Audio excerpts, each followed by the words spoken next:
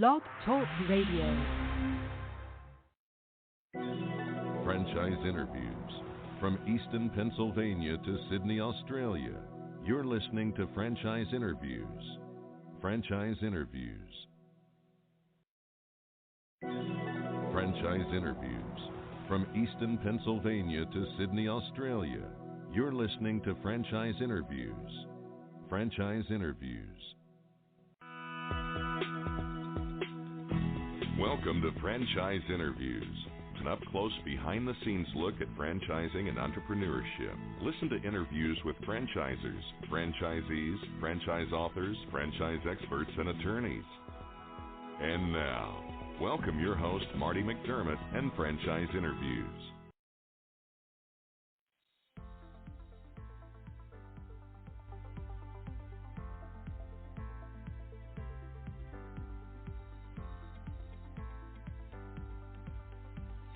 Hi, everyone, and welcome to a very special edition of Franchise Interviews, where for over 17 years now, we've been asking the Franchpreneurs one-on-one.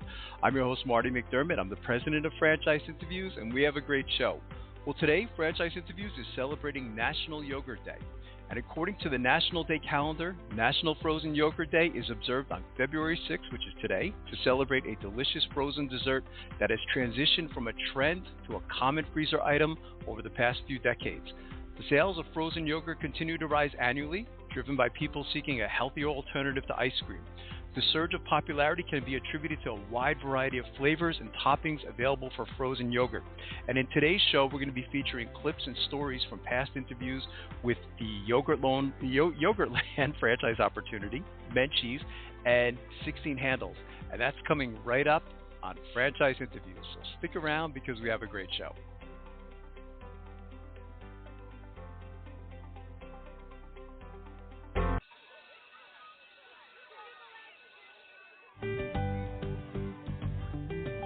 Franchise Teacher.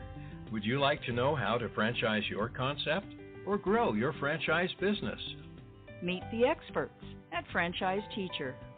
The goal of Franchise Teacher is to teach, coach, consult, and advise. The team of experts at Franchise Teacher will evaluate your business model and present you with a winning business strategy. Franchise Teacher will help you decide whether or not your concept works and if it's franchisable. Franchise Teacher is proud to have over 30 years of experience in franchising as both franchisees and franchisors. Franchise Teacher are developers of over a dozen franchise systems, which include brick and mortar as well as home-based concepts of nearly 3,000 combined franchise locations. Whether you need to add more units or get more customers, Franchise Teacher can help. We will teach. Franchise Teacher will help you learn our proven system. Coach. Franchise Teacher will help you provide a game plan to succeed. Consult. Franchise Teacher will make sure you stay on track. And advise. Franchise Teacher will help you learn from our over 30 years of experience in franchising as both franchisees and franchisors. Take advantage of our free, no-obligation phone consultation. Simply go to franchiseteacher.com or call us at 561-385-3032. That's franchiseteacher.com or call us at 561-385-3032.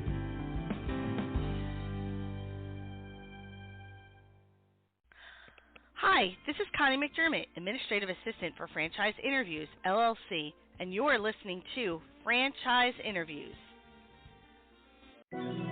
Franchise Interviews from Easton, Pennsylvania to Sydney, Australia.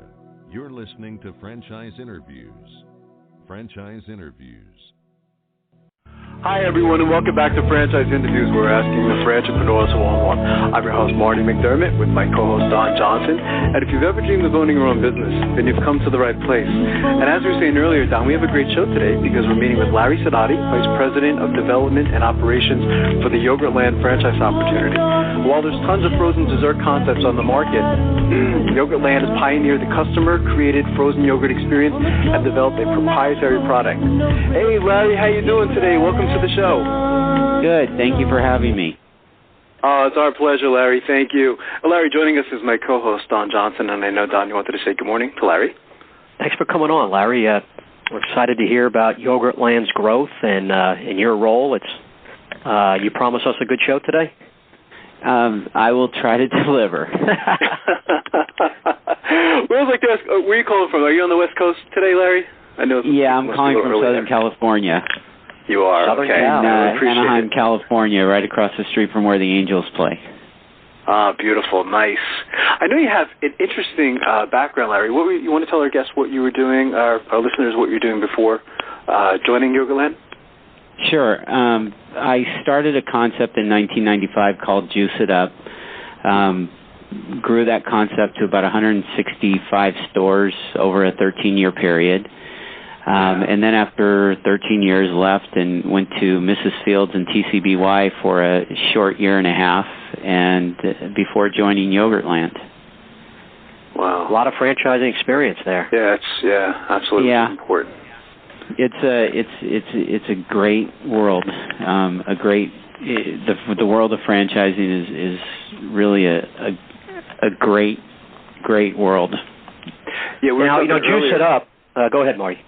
Oh, good. I was saying earlier, Larry, I don't know how much you heard if you heard segment one, but we were talking about this one gentleman, Larry, who, he basically started mopping the floors of I think it was a Burger King franchise, wasn't it, Don? And now today he's in charge of, what is it, like, is it 1,500 employees? It's wow. Amazing, Larry, the magnitude of, franchising. And he said that only could have been done through franchising, which is, I guess, it's one of the reasons, you appreciate it, why Don and I appreciate it. So, absolutely. So I think that's great. Yeah, I guess it's, gives people a higher chance of approval. And in his case, he probably liked that there was a set system and a faster way to be profitable, and he can grow to multiple stores. And if he would have just started up his location, who knows if that first one or two even survives. But I was going to mention before we juice it up, I don't know the details of that, Larry, but it seems like you probably had a lot of low-calorie, healthy-type drinks. And then you went to Mrs. Fields with those cookies, just the opposite, right? Yeah. It went from health to indulgence. Yeah. So you've had to check your cholesterol. I felt I needed to branch out a little bit and try something different, and 13 years is a long run, and had a lot of success, and it was a fun experience. And then I went back to health when I found Yogurtland. Came back full circle, and I'm in the world of financing, Larry, and there's really like a boom going on in the industry you're in now, and I hear a lot of great things about Yogurtland really being one of the leaders and innovators of the industry. Our firm, that works nationally, and we get calls and we've spoken to people. So maybe describe the history of Yogurtland and tell us a little bit about why things are going so well right now. Well, Yogurtland was founded in 2006 by Philip Chang, who is our CEO and president. And the concept almost started off as an accident. He had another concept and wanted to supplement the other concept, so he did a lot of research on the yogurt industry, and rather than give you more of the same, which would be some of what was starting to spring up, typical traditional counter service, he decided to try a different platform, which was a self-serve model. And in doing so, he augmented his existing business and supplemented it with this yogurt that ended up overtaking the other business. So after about a year of doing this, he opened one location in Irvine, California, which absolutely blew up immediately. And by the second month, he was doing almost $250,000 in sales per month, selling one product, yogurt. So that spawned a lot of excitement and created a lot of buzz. And Yogurtland was, for all intents and purposes, born. And since that point, we have grown tremendously. In 2007, we had 3 stores. In 2008, we had 28. 2009, we almost tripled. We jumped to 64 stores, 118 in 2010, and through March 30th of this year, we're at 130 stores, and should be at 200 by the end of this year.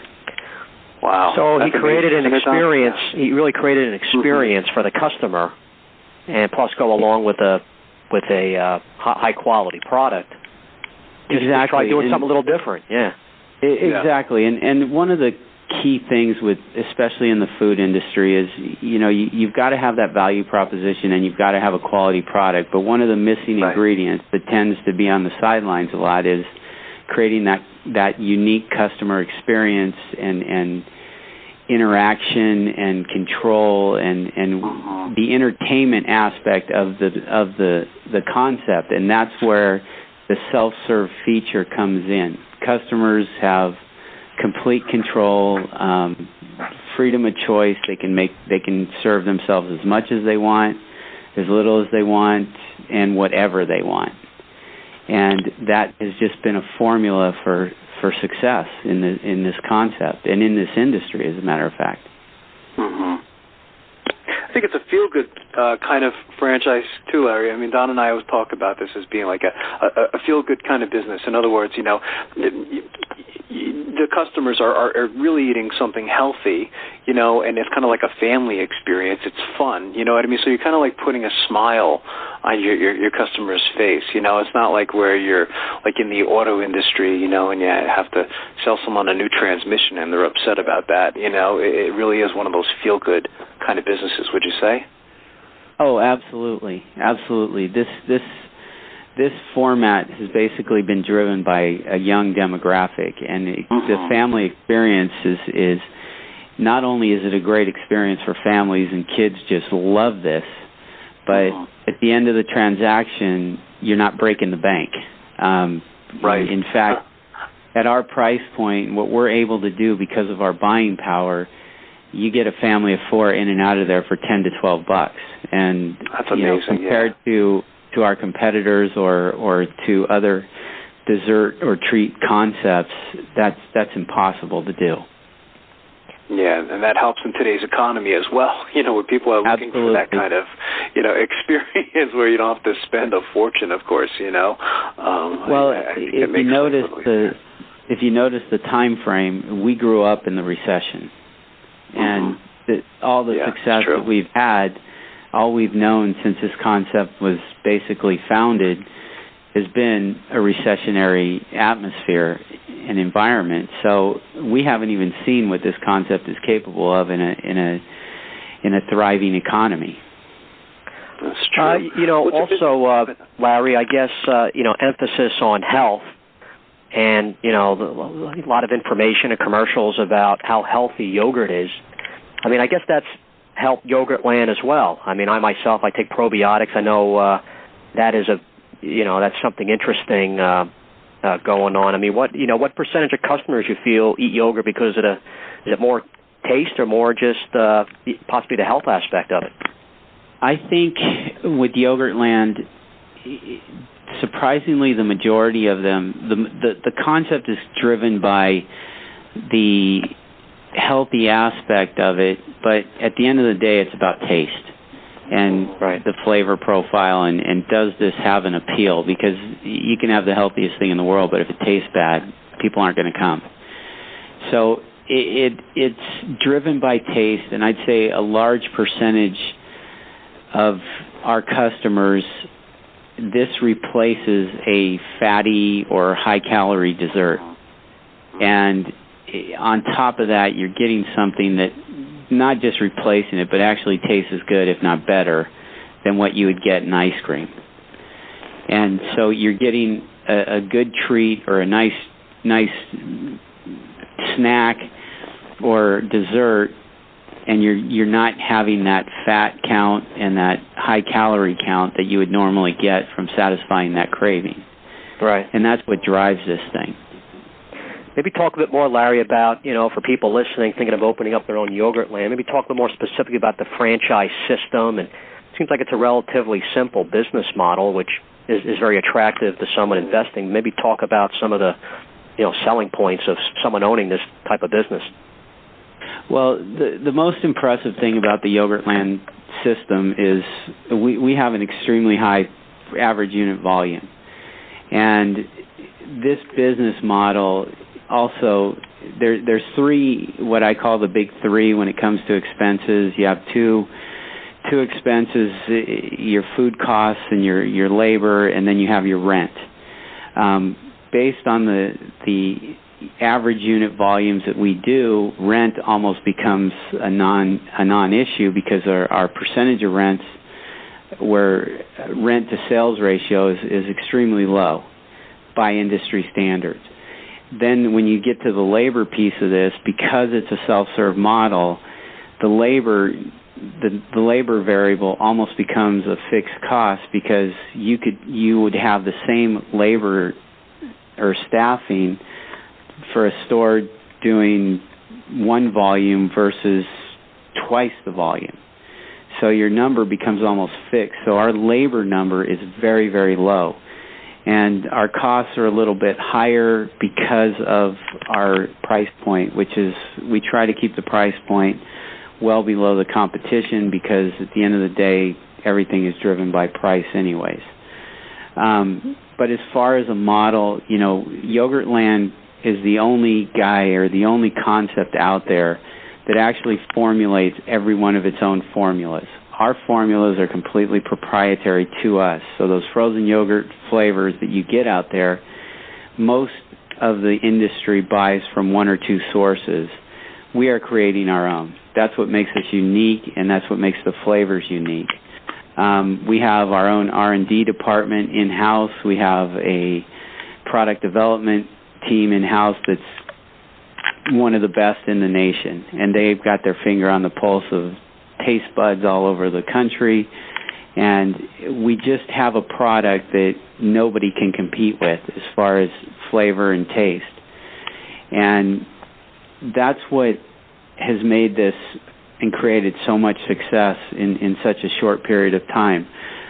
We have some very prominent franchisees that are big developers in other concepts that have jumped over to Yogurtland.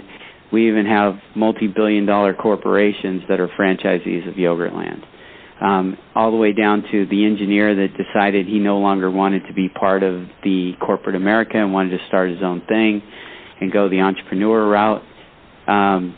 He's part of our system.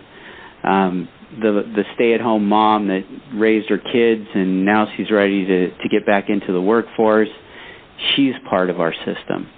So we have a wide range of franchisees and franchisee types with different backgrounds and diverse cultural backgrounds. And it's just a really great mix. And at the end of all this, we have an incredible business model that just, it's not overly difficult to run, and it's been very successful at the store level all across the country. It's a good thing I asked that question, right? Yeah. I hope so. Did it sound good coming out? Larry? Yeah, it was great. Definitely a great answer. Did you want to talk about the location a bit, Larry? I mean, as far as like how much space is required? Typically, our footprint has been about 1,500 square feet, but we're taking it down a little bit. Okay. I like to minimize rent as much as possible. Right. And I think that ultimately the best size for this concept is about 1,200 feet. Okay. And we're maximizing our efficiencies, and we have a really good team in-house, a design and construction team that is just great about putting these things together and guiding franchisees down the path of getting them from A to Z as far as getting their stores open. And what we've asked them to do is try to reduce the footprint a little bit. And today's show is being brought to you by Franchise Times magazine. Franchise Times is the only publication that targets both franchisors and multi-unit franchisees, and is a must-read for anyone looking to buy a franchise. And as we were saying earlier, Don, we got a great show today because we're meeting with Amit Kleinberger, CEO of the franchise opportunity Menchie's. And Menchie's is the brainchild of Dana and Adam, whose passion and love for eating the perfect frozen yogurt quickly transformed into the ultimate froyo lover's paradise. And Menchie's customers are able to serve themselves the perfect yogurt mix by choosing from a wide variety of delicious flavors and more than 40 toppings with everything from chocolate, candies, and hot fudge to granola and fresh seasonal fruit. So once again, Don, get ready to get hungry. Hey, Amit, how are you today? Good morning to both of you. How are you? Good, Amit. Thank you for joining us. And Don, I know you wanted to say good morning to Amit. Yeah, happy holidays, Amit. We appreciate you coming on. We look forward to hearing about the Menchie story. Pleasure. And Amit, go ahead. We also have Donna that I think is also waiting. I wanted her to join. Oh, good. And I don't know if it's possible to get her online, but she's also waiting to be hosted. Absolutely. Hey, Donna, how are you? This is Marty. Welcome. Hi, good morning. How are you guys? Good morning. Happy holidays, Donna. It's a pleasure to have you on the show. And this is Don. Donna. Appreciate having you on. Yeah, it's fantastic. We like to always start off asking our guests, and I'll start with you, Amit. Where are you calling from this morning to get an idea of what the weather is there? We're calling this morning from Los Angeles. Actually, I'm looking outside. The sun seems to be shining, though. It's misleading. I guess it's cold outside, so we'll see. I have to step outside to see what's going on, but we'll see. There you go. Well, it's snowing here in Pennsylvania, and I know where Don is. It's very rainy today, so I think we'd kill to be in that part of the country right now. So we got both coasts covered here. Okay, good. Yeah, and I know it's early there, too. Amit, I'll start with you. What were you doing before joining Menchie's? Well, I actually had several business ventures, and one of my recent ventures I was in the senior care business, where we were providing services to seniors, and I was in transition from the business and joined Menchie's. Oh, interesting. And how about you, Donna? How did you? What were you doing your previous life before becoming a franchisee to Menchie's? I've actually taught in the past, and I was also working in marketing before we ventured into our own Froyo dreams. Wow, that's interesting. And Donna, how'd you hear about Menchie's? How'd that whole thing happen? Actually, Menchie's, I am one of the founders. My husband and I started the first Menchie's, and so I came on to kind of help with how we got started on the creation of Menchie's to begin with. Interesting. Okay, so you've been involved since the start. Maybe tell us a bit about the history of Menchie's, when it started and when you began franchising. I can speak a little bit to that. I'll let Amit take over after.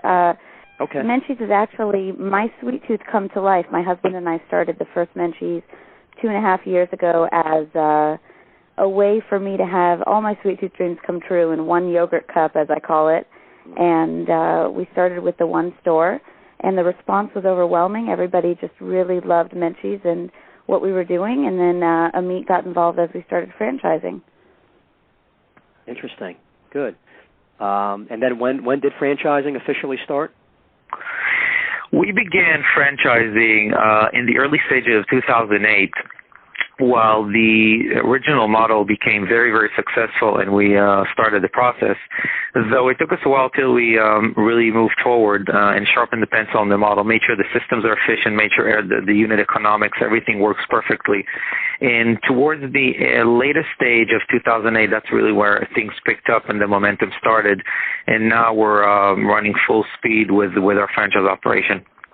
And that's interesting because obviously 2008 was a tougher year as time went on. The economy started getting rougher. 2009's well documented, so it seems like you're doing well even in an overall tough economy. Are you surprised by that? Actually, we're not that surprised. When we conducted business studies, it showed us that our model is actually a self-gratification product at a low price point, where in this economy it seems to be that our numbers are not being affected. In fact, some of locations are even higher than before.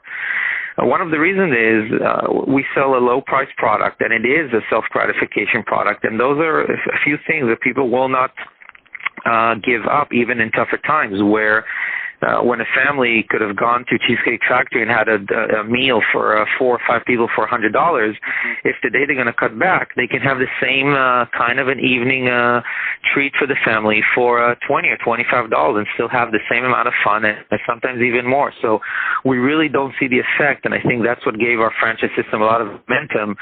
As we had a tremendous year in 2009, our growth was at its highest peak in this year. Right, and Marty and I have talked a lot about, even though times are tough, hey, there's more qualified people out there to choose from to become franchisees. Obviously, there's good deals on people leasing space, and even though financing is tough, it is the lowest rates in 5 years. So, those are the things that new franchisees can be taking advantage of. Yeah, it's true. And I think one of the things I love about this type of franchise, me and Donna, is that it really is I think it's a feel-good type of franchise. I mean, again, I'm just assuming, but, you see smile on your customers' faces and things like that. Is that true?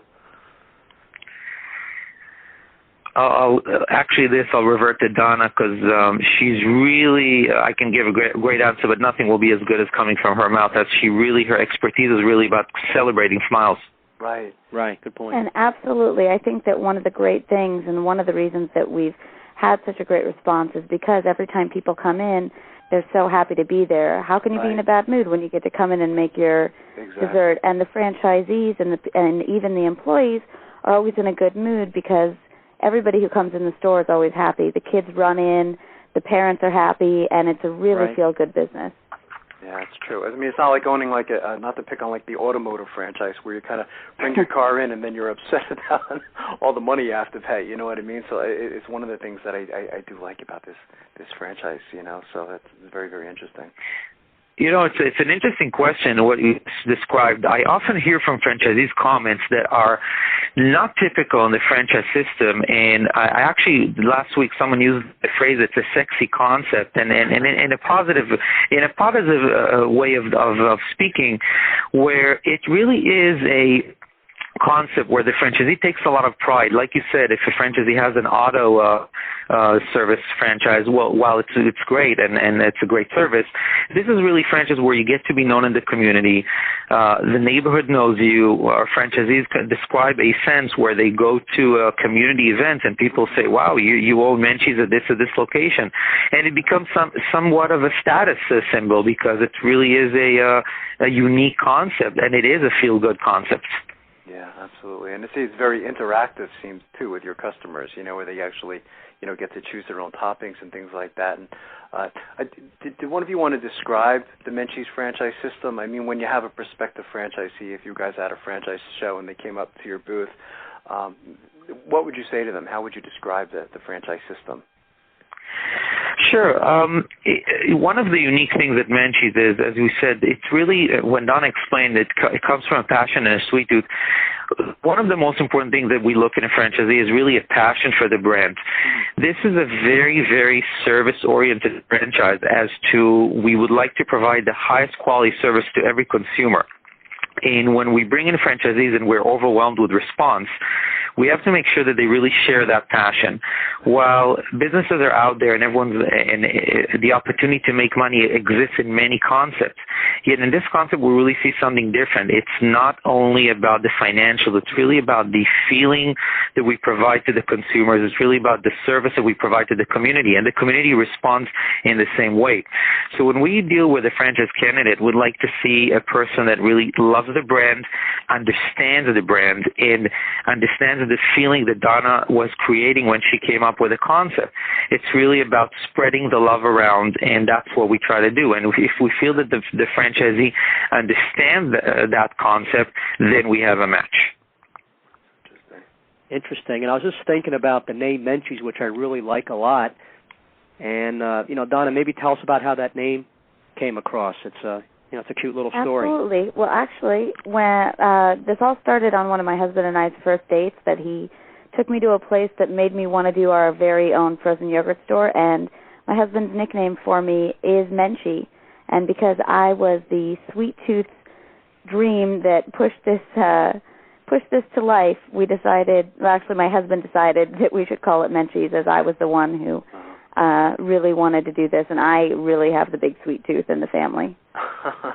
And those are great stories too, Donna. It's like when you hear, how a business actually began and came up with their name and things like that. It just, I think it adds to the character of the franchise too. And you had an interesting background too, Donna. What about the franchisees? I mean, who are the Menchie's franchisees? What were they doing before becoming franchisees? That's an interesting question. They have been in various backgrounds. We have a an airline pilot, a criminal defense attorney, developers, chiropractors, dentists, just any variety of professions. And that's really one of the key things that showed us that anyone can join the system. There is no specific profile to fit the system as long as they share the brand. One thing that is a common ground to all of our franchisees, we see a common family value where these are people that went with their children and their families into the Menchie's store. The Menchie's concept is a very family-oriented and community-oriented concept. And we see in our franchisees that they all share those values. Those are people that are involved in the communities. They care about the communities. They can be a mayor in a small town, or they can be an attorney that's well known. It's people that really have a high interest level in serving their community. Interesting, and I think that certainly adds to the franchise too. Is having that diversity. When you guys have your meetings and things like that. So I think that's fantastic. Has technology played a role in this franchise, Amit or Donna? Any other? I would say absolutely. We use Twitter, Facebook. A lot of people. We have over 15,000 fans on Facebook. People really like to talk about their Menchie's experience. They like to post their favorite yogurt mixes. They like to take pictures of them in the store. They like to follow us on Twitter. So it's definitely something that keeps the customers involved and gives us a great opportunity to connect with them and get feedback and always improve and make sure that the store is always giving everybody the best experience possible. That's great. Also, any, speaking of the industry you're in, would you happen to have any stats or figures on how big the industry is? We have we like to provide accurate data. These questions is really there is no sure figure of what's going on. What we know is that approximately right now it's looking to be at about $14 billion industry, with an expectation growth to reach $28 billion by 2012. One of the things we do know is that frozen yogurt is really becoming the leading segment within the frozen dessert segment. So when you talk about ice cream and smoothies and all these different concepts, frozen yogurt is really emerging to be the hottest QSR concept, and it's not only nationwide; it's becoming pretty much worldwide, where it gains a tremendous amount of focus, especially from large restaurateur groups and from large multi-unit operators, where they feel it's a simple business model with a very unique strategy for expansion, as it's simple to operate and simple to expand. Yeah, I mean, that's an interesting stat you brought up, the hottest QSR. How come you think it's growing so much? And I see there's some other franchise concepts starting up. Is it just people are looking to maybe eat a little better and combine that with it being such a flavorful product, low price end? I mean, is it a combination of those things as why your niche market is becoming so popular? It's actually a combination. First of all, there's a health process that's really going through the world right now, and I'm using the word process because it seems that the customers are shifting towards healthier products because they are available, and this is really due to technology where products are actually created and they are more beneficial from a health standpoint. Where frozen yogurt, when you eat it, you don't have to have a guilt trip after, like in other products such as ice cream, where it's really healthy. It's packed with probiotics. It's certified by the dairy. The National Live Active Culture Association supports and endorses it. So it really... Franchisers, are you looking to reach aspiring entrepreneurs looking to buy a franchise? Are you looking to reach a highly educated audience on franchising? Franchise Interviews, an up-close, behind-the-scenes look at franchising and entrepreneurship through our website, franchiseinterviews.com. Or you can hear and read interviews as well as get tips from some of the most successful sources in franchising. Our weekly franchise radio show, where each week you get to hear a new interview with franchisers, franchisees, franchise authors, franchise experts, and attorneys, and our podcast, Great Quotes in Franchising. For more information, go to franchiseinterviews.com or call us at 610-905-2919. That's 610-905-2919. Interviews. From Easton, Pennsylvania to Sydney, Australia, you're listening to Franchise Interviews. Franchise Interviews. Welcome to Franchise Interviews, an up-close, behind-the-scenes look at franchising and entrepreneurship. Listen to interviews with franchisers, franchisees, franchise authors, franchise experts, and attorneys. And now, welcome your host, Marty McDermott, and Franchise Interviews.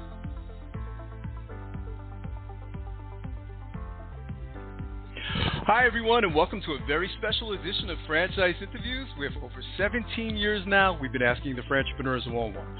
I'm your host, Marty McDermott. I'm the president of Franchise Interviews, and we have a great show.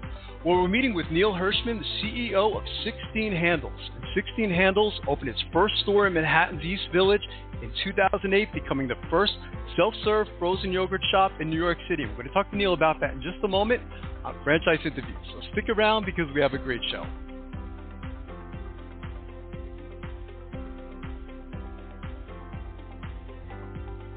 Franchisers, are you looking to reach aspiring entrepreneurs looking to buy a franchise? Are you looking to reach a highly educated audience on franchising? Franchise Interviews, an up-close, behind-the-scenes look at franchising and entrepreneurship through our website, franchiseinterviews.com, where you can hear and read interviews as well as get tips from some of the most successful sources in franchising. Our weekly franchise radio show where each week you get to hear a new interview with franchisers, franchisees, franchise authors, franchise experts, and attorneys, and our podcast, Great Quotes in Franchising. For more information, go to franchiseinterviews.com or call us at 610-905-2919. That's 610-905-2919. Hi, this is Connie McDermott, Administrative Assistant for Franchise Interviews, LLC, and you're listening to Franchise Interviews. Franchise Interviews. From Easton, Pennsylvania to Sydney, Australia, you're listening to Franchise Interviews. Franchise Interviews. Hi, everyone, and welcome back to a very special edition of Franchise Interviews, where for over 17 years now, we've been asking the Franchpreneurs one-on-one. I'm your host, Marty McDermott. I'm the president of Franchise Interviews, and as we were saying earlier, we have a great show today. We're meeting with Neil Hirschman, CEO of 16 Handles. And 16 Handles opened its first store in Manhattan's East Village in 2008, becoming the first self-serve frozen yogurt shop in New York City. Hi, Neil. How are you? Welcome to the show. Hey, thanks for having me. Doing well today. Good. That's fantastic, Neil. We always like to ask our guests, where are you calling from this morning, Neil? I'm in our office in Midtown Manhattan, a block away from, the third 16 Handles that was ever built in Murray Hill. It's the middle of the winter, so it's a grind. We've got a lot of stores under construction and development now, so just reviewing some plans and helping out some franchisees. That's great, Neil. You know, it's 800 of these interviews, Neil, and I find your story to be one of the most interesting. I thought, maybe we can kind of go back a little bit to the beginning and, you can talk about how you got involved in franchising. Sure. I graduated from university with a degree in finance and astrophysics and decided to go the finance route because I liked money and I didn't want to stay in school for another 2 years and do a PhD in astrophysics, which is really what you need to get that career jump started. So went into the finance route and worked at a great asset manager, a fund of funds, a hedge fund. It was a really great job and a work experience, and I really enjoyed what I was doing and worked my way up very quickly in the corporate setting. But it just wasn't the lifestyle for me, and I knew that pretty quickly, but kind of stayed with it because I really did enjoy the work. But it was when I saw people, 20, 30 years my senior, working the same hours, making great money, no doubt about that, but just not necessarily happy in life, not necessarily doing fulfilling work. I just knew I needed something else. And so I was working on a few different side projects at the time. One of them panned out better than others, and so I handed in my resignation and basically had a bunch of free time within my day, had a little bit of cash to invest into whatever next project I was going to step into, and just had a lot of energy. So that was kind of the ingredients that came together, and I started looking at different opportunities, really in food and beverage. I thought it'd be really cool to own a bar or a fast food, a fast service. food establishments because those were the places I was going, and those were the places that I knew about, and I just wanted to be active and doing stuff that actually fit within my life. And 16 Handles was a brand that I really loved. It was the froyo shop that I went to all the time, sometimes instead of dinner, sometimes after dinner, sometimes on a date, sometimes, with friends just to catch up. It was just a great spot to hang out at, great dessert all the time, and great location in the East Village. I actually lived in the East Village at the time, and so I went to what was the original 16 Handles location. And so somehow it just, made sense to set up a meeting with the franchisor and spoke to them. And compared to every other opportunity that I kind of looked at and spoke to, I saw so much potential in 16 Handles that was unexplored, and I knew that with my energy and optimism and having been a customer for 2 or 3 years at that point, I knew a lot of the changes that I would enact on day one, and so I used an SBA loan, acquired my first 16 Handles location. Realized the profit potential was even higher than I thought if the stores would run really well. Because what tends to happen a lot in these businesses is people make their return on investment relatively quickly, and year after year they start becoming a little bit more passive, and then all of a sudden you look at things and it's like, wait, the bathroom's not working. Why has nobody called the plumber? Because the owner's not answering the phone. It's stupid little silly things. Right. So when you compound them together, they add up to a customer experience that's not, great and is not going to expand, but instead starts retracting. And so I started making all these changes, really listened to the employees and the customers. I was working the register all the time. Yeah. Just to really understand the customer experience. And so I was able to turn one store into 2 stores, into 3 stores very quickly, just by, taking the profits and investing them elsewhere. And I was working, every shift, every day to make these stores better and to really understand the concept. And at that point, I had these ideas about how I would build the next 16 Handles, what it would look like. Right. Because the stores I was taking over, I was renovating, and they were, 10 years old or so. And so now a lot has changed in society over that decade, and so it was time to relook at that and put emphasis on different parts of the business. And so I started building new location in Tribeca, and then COVID hit, and instead of saying, let me get out of New York City, it's kind of the opposite. It was everybody else left New York City. The landlords are desperate for tenants. They're willing to make these great deals. Let me go snag some deals. And then in 2-3 years, at some point, New York City was going to return, and surely it did.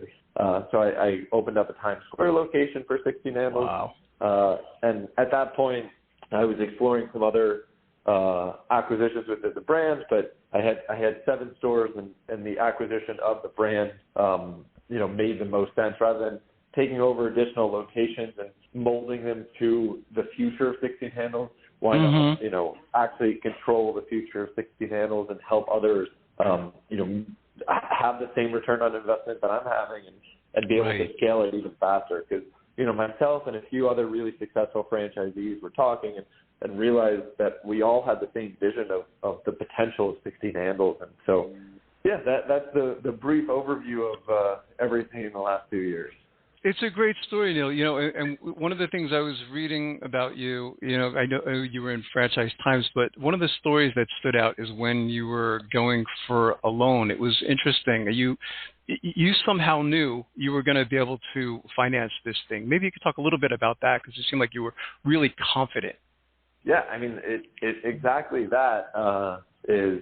I basically came to an agreement on the terms for what the acquisition of the franchisor would be, and I knew this was, the evolution of everything I've been working on, and there was so much potential with it, and so much work to be done that nobody else could do, better than me. I was the one who was experiencing it for the last 5 years, on the ground, and so I really knew this business through and through. And so we came to an agreement, but, financing is not easy on startup businesses. Of course, there's the SBA, and the SBA works through really banks. and the banks at the end of the day get to make a lot of the decisions, and so you have to get in front of an investment committee and have an investment that makes sense for that bank, especially when the SBA now is offering 90% loans, and so some people read that and say, it's so easy to get money. Right. They're not just going to give anybody, you're not getting 90% leverage just because it's, theoretically, on a checklist somewhere. So it was definitely a struggle, and there was definitely a lot of hoops and downs and a lot of networking to find the right people who understood the vision for this company, understood the potential, were able to value it appropriately, because franchise businesses are quite difficult to value. Every franchisor operates a little bit differently. And, the stores are a little bit even easier to value because a store business usually trades, around 3x EBITDA, whereas the franchisor, if you look at the public market where you have some of these massive franchisors, are sometimes trading between, 12x EBIT. Because, as you scale, you do become, more cash efficient and profitable. And so very hard to value. So I had to really find the right partner. Even then it was like, okay, things are going to go get approved. Oh, wait, here's something else we need. And here's something else we need. And it was always, there's just one more thing. But kind of just never gave up, even at the point where, I was kind of, you have these moments, right, where you're like, hey, the mountains in front of me are just too large. There's just no way around it. You go to bed, you wake up the next day, and you say, all right, let's just start attacking it one by one, check off the list, and eventually, there's nothing in your way other than yourself, really. It's like everything can get done. You need to find the right people, find the right bank, get the right deal terms, and eventually we got the deal done. Maybe you could talk a little bit about, because, one of the fascinating parts of this story, you probably get this question a lot, is how you met Danny Duncan. Can you just tell that story briefly? Because I think that's an amazing part of this story. Yeah, no, and it definitely is going to be a huge part of 16 Handles and has already been, but really exciting part of where our future, especially the next 6 months, lie as we open up so many units around the country in Texas, Florida. So it's a funny story. Danny was in New York City because he had a video that he was filming that he was trying to meet up with somebody in New York City. It ends up falling through, so he was kind of bummed and walking around, and he went out to dinner with some friends. He wanted to get dessert. He asked his friends who are from New York City, where should we get dessert?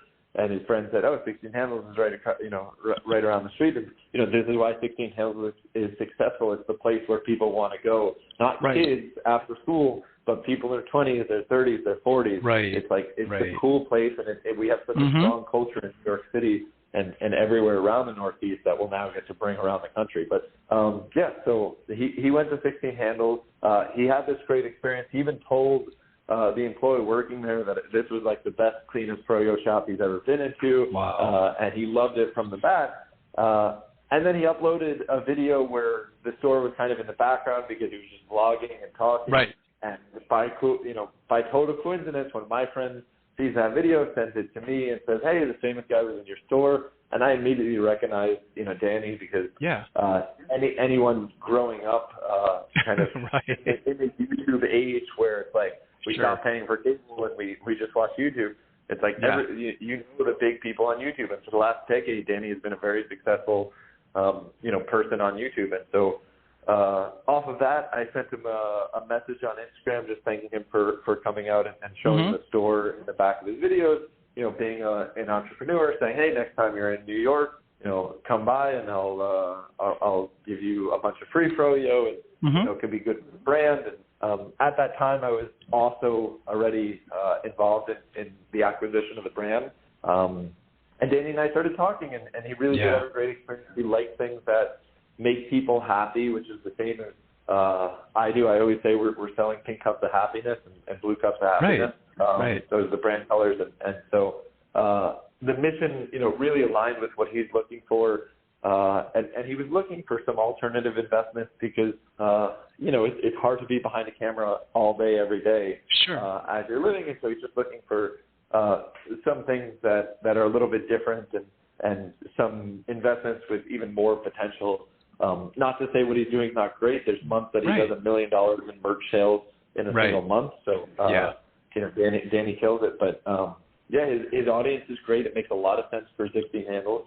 And so it was like almost instantaneous that not really just the partnership, but the friendship between him and I made sense. And so he came on board as a minority investor and an equity holder in 16 handles. And as we start to open the new stores, you'll see a lot more of him and a lot of advertising and marketing that's, I'll say, atypical, non-traditional, but will be guerrilla marketing that gets these viral views on these social media networks where people are, the kind of content and experiences that people want to see, and that's what we're working towards. Yeah, I think it's wonderful, Neil. I think what intrigued me about your story the most, Neil, because we've been doing the show such a long time now, and you seem a bit different from the typical franchisee, because a lot of times when people go into franchising, they follow the system to a T. But to me, in studying your background, I mean, you from that early stage, you went in and you're kind of like the opposite. You said, I could make this better, and I think that's what intrigued me most about your story. And is really you are the CEO today. But that's an interesting. I find that an interesting part of the story. Yeah, no, I appreciate that, and I think within that, of course, franchises are great. You get so much power from a brand immediately that's almost impossible to get if you just open a one-off store. You also get the systems, the product, etc. But everything always has room for improvement. It just people have to put in the work to improve it. Right. Even these large, Dunkin' Donuts, I'm sure is not perfect in every store. Right? They're still working on improvement. So it's like everything always has room for improvement. The great thing, and the reason I think franchising works so well, especially for ice cream and frozen yogurt and frozen dessert, is because dessert is such a community event. It's where you come together after everything else as your final celebration, as your final, sigh of relief that the day is over, and you can just enjoy and relax and celebrate the wins, whatever it is. And so having that community-centric culture requires somebody locally in that community. And that's why franchising, I think, works so well in our business, especially, is because you get the power of the brand, but then you also have somebody local in their community who really understands that community. And you'll see as we're building out these new stores, we're being very thoughtful in not the same design, just, posted a bunch of different places, but it's based on the culture of that neighborhood, the design and aesthetic and vibe and type of seating that those people want, so that it fits within the community. It's not just 16 handles, stamped everywhere all at once. So we're very thoughtful in that, because I do think ice cream, again, is just so community focused, and so I think the franchising model works well. But in that exact spirit, I think every franchisee does have a little bit more leverage in our franchise system than they might in others, where we want them to bring in their community.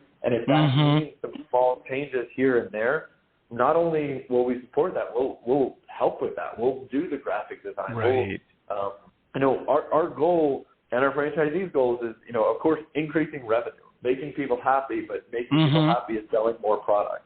And so anything we can do to continue to increase our revenue, we're totally on board for. And that was definitely my approach as a franchisee, and now it's my approach as a franchisor.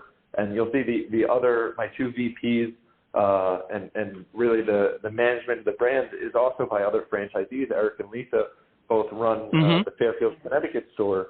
And so we're taking this kind of franchisee-centered approach to franchising, which I think is refreshing, because, like you said, I've also spoken to a lot of these other franchisors.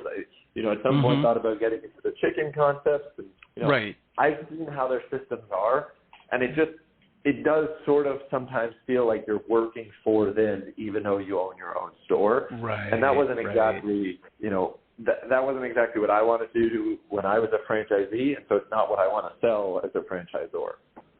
It seems the model, too, I mean, is I imagine one of the things that attracted you to the model, Neil, and you know this better than I do, but I've been in these types of locations before, is the simplicity of it. It doesn't seem like you have to have a lot of manpower within a 16 handles to run it. Maybe you could talk a little bit about that. Low labor, high margin. Yep. That's what we always have. Yeah. Usually our stores have, 2 to 3 people at most, teams of like 6 to 8 people. If there's an active owner who's working some of the hours, then it could be a team of, 3 kind of helpers here and there. They are much easier to operate than a lot of other concepts because the money makers, the soft serve machines, and we use a kind of bespoke soft serve machine now, but those soft serve machines, they're as automated as you can be. Everyone's talking about, we got to automate the fry cooks and all these things. Right. Our whole business was always automated and especially being self-serve. And self-serve works. It's not that we're self-serve to save labor. It's because the customers want that customization experience where they can make, one of a million creations. Anytime it's not the same thing if they don't want it to be, or it is if they do want it to be. But, usually you add a new topping in, you try something different every time. And, it's not like some of our competitors who are very stingy on the toppings. If you want to load it up with mochi or bursting bubbles or, gummy bears, load it up with gummy bears. Who are we to say no? It's definitely a lot less labor on the management side too. It's a little bit easier to manage. There's, of course, a lot of SKUs of yogurt because it's 16 flavors at any given time. But we very much know through experience which flavors work during which season. And we always bring in a variety, but we try and make it easier for the franchisees to continue the rotation so that customers always feel like they're getting a fresh menu, but at the same time, they're not turned off by anything they're seeing. They're, in fact, engaging more and more with the store by that. So, we like to say that it's a little bit easier to manage from a ownership perspective, a little bit cheaper on labor costs than a lot of other comparable franchisors and franchise concepts. But at the same time, if you look at our average unit volume, it's really high, and so much higher than some of the other frozen dessert places. And that's because customers just have a really good experience. It's a really nice vibe and community within 16 handles, and so people go there. They enjoy going there. It's not just like a kid's place after dessert or a kid's place after school. Yeah, no, I do. I totally get it. What were your thoughts on the new, I saw in a press release recently, Neil, the butter beer. What were your thoughts on that? Yeah, Butterbeer did everything we wanted to do and more, and it was a great experience. The thought there, just to give some behind the scenes knowledge, this was a flavor we created towards the earlier half of last year with the thought that November is usually a tough month. People are so focused on Black Friday, the holidays coming up, getting their year-end bonuses, whatever. So there's so many things going in their mind. How do you still market to those people? And in a month that's cold and people probably aren't thinking of ice cream as much, how do you give them an experience that is worth it for them to walk into your shop or to drive and park and go to your shop? And so Butterbeer was that. It was a flavor that's so strange, you literally have to come in and taste it.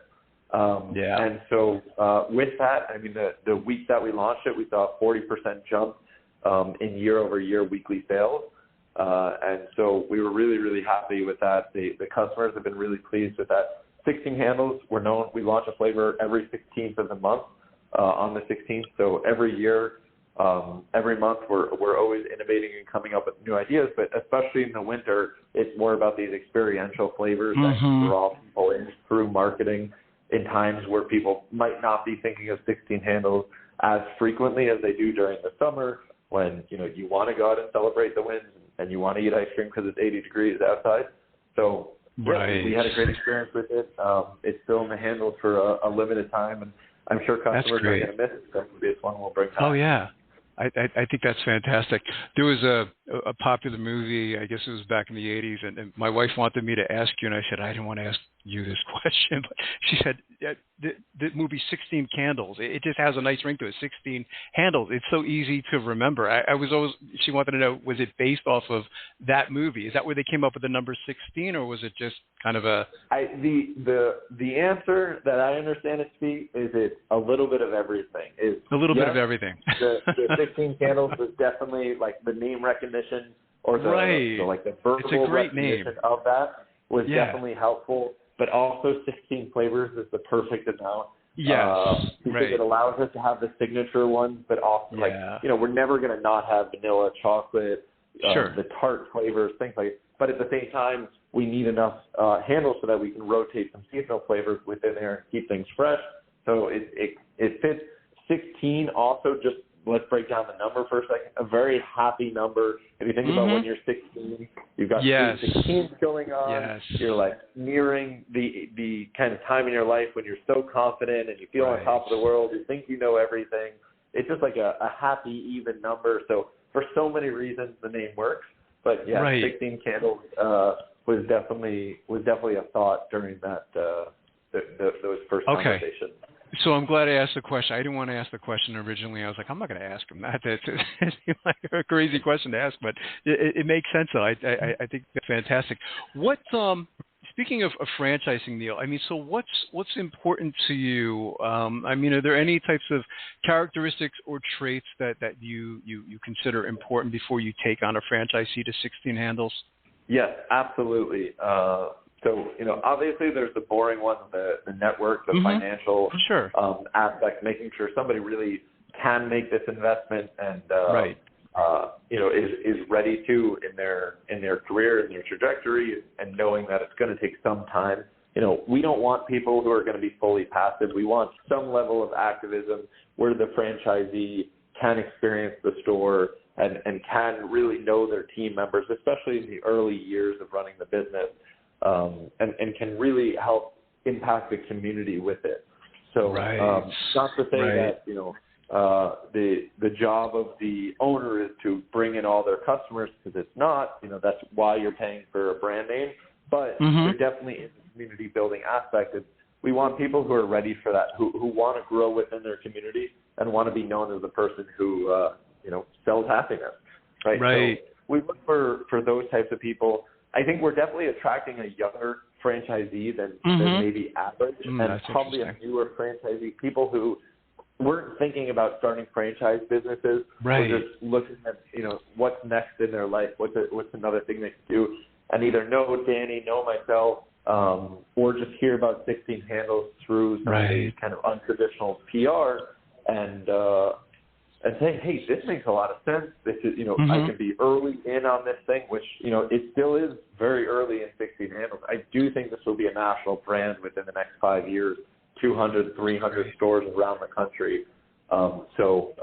Right now we're looking at around 45 units crossing by the next few months. So, predominantly in the Northeast, but now let's see, 6 stores going around Houston and Texas and then all over Texas, Dallas, and Austin markets. Also, the Florida market, we're so excited about a 2 units opening, Orlando, Jupiter along the East Coast, and then we have a Naples store on the West Coast open earlier this year, and Danny's opening his own store in Englewood, which is near Sarasota, Florida, very shortly. So Florida's a great market. The Carolinas, as we start to cover the rest of the East Coast, are an exciting market for us. So yeah, I mean, it's definitely an exciting time for 16 handles, but I think, we're attracting a little bit of a younger franchisee, somebody who this is probably their first experience in franchising, and we're really giving them a good experience with franchising, and so hopefully they don't ever go to another franchise, because I think they'll be a little disappointed if they start branching out. But no, we're really excited. We definitely are preferring multi-unit operators right now, just because it's a little bit easier to not have to compete within not hyper-local, but let's say general local markets. So as we're thinking about, some of these key areas, Houston, for example, Austin, these are massive, massive markets. It's a lot easier for us to block off sections and give people that confidence that this is their territory to develop, and they can be really successful within it as they build their stores, rather than, hey, you get this small little radius and we're going to look for another franchisee next door. We don't want to do that. We don't want to grow that way. We don't want that type of culture within our franchisee that feels like it's, competing to win out their market. We want to be able to expand with our franchisees. I myself still own and operate 7 stores around Manhattan. So I get it. I mean, I Sure. get the benefit of the exclusive area and that it takes time to build up a market, but once you do it, you can be really successful at it. And so, yeah, we're just trying to find the right people that we want to grow with, that really want to get involved in their community and love 16 Handles, the brand and the mission. That's fantastic. Well, I know you have a bunch of meetings coming up today, Neil, so I want to respect your time. What's the best way for our listeners to get more information on 16 Handles? Of course, there's the franchise opportunity, but even the product itself. Any websites you want to kind of direct them to? Sure, yeah. The 16 Handles website, 16handles, plural.com. Even if you type it in wrong, we own all the domains. And then, for franchising opportunities, own at 16handles.com, which is where we talk a little bit more about the opportunity, the FDD, and all those boring requirements, sure. Let's call them. And then I mean, we're here to talk. I love getting on camera virtually with people all over the country. So submit an inquiry on the website, and we'll open up the conversation if it sounds like an interesting opportunity. Well, I can't tell you how much I've enjoyed talking to you, Neil. I'd really like to invite you back in the future as you continue to grow. I think this is a wonderful franchise opportunity, and it was a privilege for me to speak with you today. I really appreciate being on the show. Franchise interviews. From Easton, Pennsylvania to Sydney, Australia, you're listening to Franchise Interviews. Franchise Interviews.